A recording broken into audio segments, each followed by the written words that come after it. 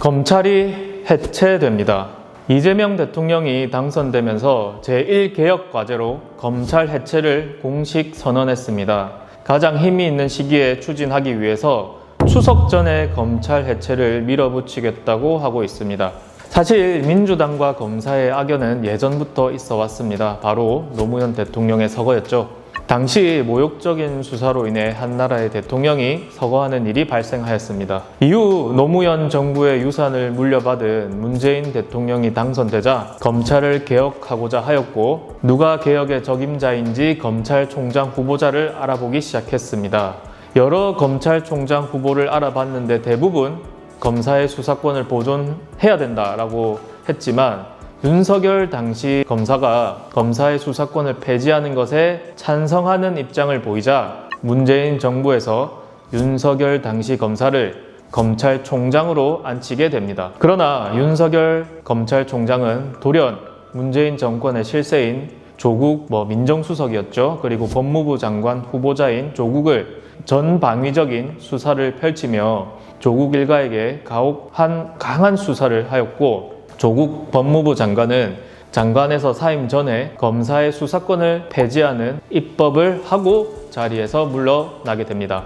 이를 검수완박이라고 부릅니다. 검사의 수사권 완전 박탈이죠. 그렇게 입법을 통해서 검사의 수사권이 없어지는 듯 하였습니다. 그러나 어떻게 되었죠? 다음 대통령이 검사 출신의 윤석열 전 대통령이 당선되면서 다시 또 상황이 변경됩니다.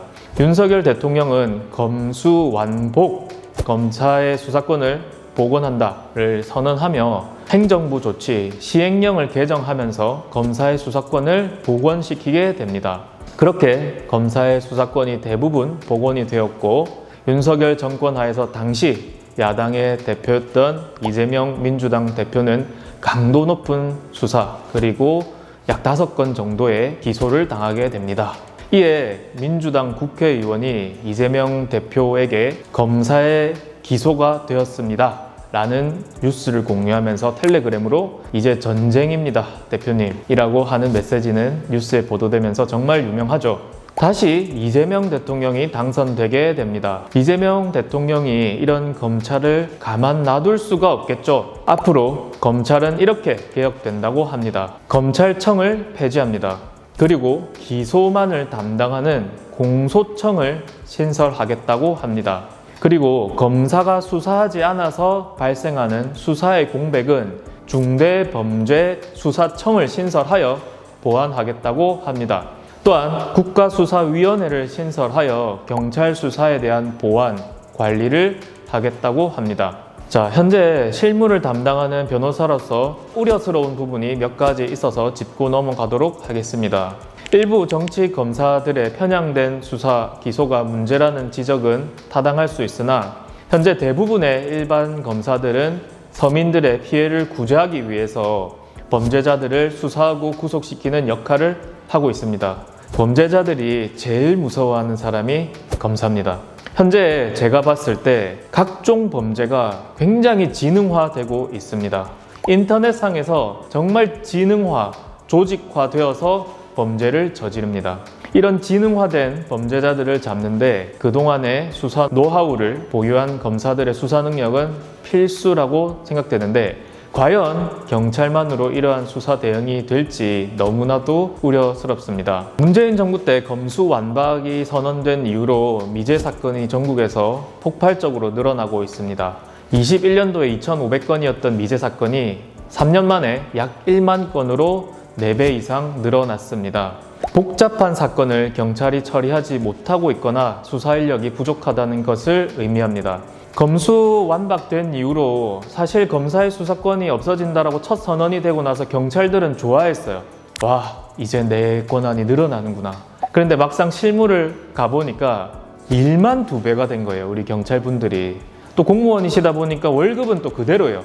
월급은 그대로인데 내 일만 늘어났네. 이게 처리 속도가 엄청나게 늦어지고 있는 거예요. 그러니까 처리기간이 또 지연이 돼요. 그럼 처리기간이 지연되면 또 어떤 일이 생기냐, 이 경찰분들이 이제 인사이동을 하면서 담당 수사관이 교체가 돼요. 이런 식으로 이제 처리기간이 정말 지연되는 일이 생기고 있습니다. 자, 제가 지난 영상에서 한번 언급을 해드렸었는데 우리나라는 현재 전과자가 1천만 명을 돌파한 나라입니다. 한 해에 형사재판이 30만 건이 열리고요. 벌금 받는 가벼운 사건도 50만 건이 있습니다. 1년 기준으로 80만 명 정도의 전과자가 나오는 나라예요. 그럼 2년이면 160만 명, 3년이면 240만 명, 몇 명 중복이 되는 사람이 있다고 하더라도 몇 년 사이에 몇백만 명의 전과자가 생기는 나라입니다. 자, 그 중에서 제일 많은 사건이 뭐냐? 사기입니다. 1년에 사기로 처벌받는 사람만 6만 명이에요. 여러분 주변 이제 둘러보시면 100명 중에 몇 명은 지금 사기로 전과가 있다는 뜻이에요. 자, 그래서 제가 너무 우려스러운 게 검찰이 이제 진짜로 해체가 된다면 피해를 당하신 분들의 구제가 정말 쉽게 가능할까 너무 우려스럽고, 그래서 앞으로 이 변호사의 역할이 너무 중요해질 것 같습니다. 앞으로는 만약에 검찰이 해체가 된다면 범죄 피해를 당하신 분들은 좀 더 정밀하게 고소를 하셔야 할 겁니다. 반대로 범죄를 저지르신 분 입장에서는 능력 있는 변호사를 선임하여 방어하기가 좀 더 쉬워질 것 같습니다. 경찰도 수사를 잘 하죠. 잘 하는데 경찰은 이제 재판 단계를 보지를 못해요. 경험한 적도 없고. 근데 검사는 수사도 하고 재판 단계에서 변호사가 무슨 주장을 어떤 식으로 이걸 무죄를 받아내는지를 눈으로 본단 말이죠. 그러다 보니까 이 변호사의 주장이나 이런 것들을 예측하는 능력이 확실히 검사가 좀 더 뛰어납니다.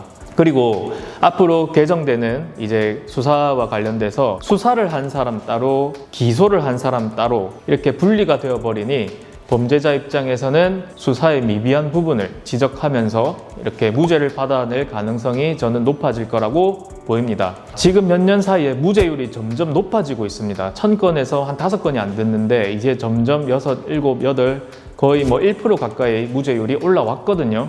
앞으로는 약 내년 정도면 정말 많은 변화가 예상이 됩니다. 검찰의 해체를 주장하시는 분들도 자기가 범죄의 피해자가 되었을 때 수사가 지지부진하게 흘러가는 것을 원치는 않을 것입니다. 검찰의 해체는 급하게만 할 문제는 아니고 당리당략에 의해 결정할 문제는 아니라고 생각을 합니다. 일반 국민들의 피해를 막기 위해서 신중하게 접근하였으면 좋겠습니다. 이상 정성원 변호사였습니다. 감사합니다.